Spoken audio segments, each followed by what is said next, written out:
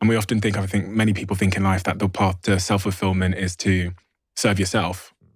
But it seems that you've kind of figured out that the path is by serving others. Yeah, I think there's an underlying core component and belief and innate DNA in the SEAL teams.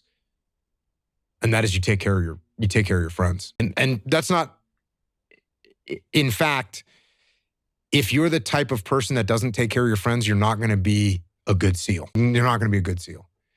If you put yourself before the team, look, you can be a great shot, you can be strong, you can be fast, all those things, but no one's going to really want you in a platoon if you put yourself above them. And people don't really talk about that. No one ever told me that, but you feel it. And if you're not self-aware, you might slip into where you're looking out for yourself, and it's a problem. And this happens in life too. It happens in business where I see a guy that he's taking care of himself. And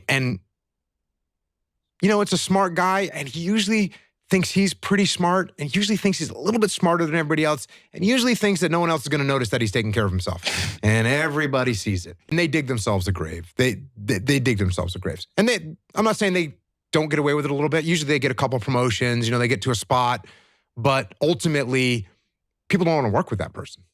And so they burn their relationships and they don't do as well as they should. And which is the kind of nice thing is if you take care of other people, they'll take care of you. If you screw over other people, you're going to get screwed over. So yeah, I think there's definitely that underlying theme in the SEAL teams. I've seen it now in business, and it is going to, if you look out for yourself all the time, it's going to catch up with you. The ego is so powerful that there's countless cases of military history where a human being got himself and possibly his troops killed because of his ego.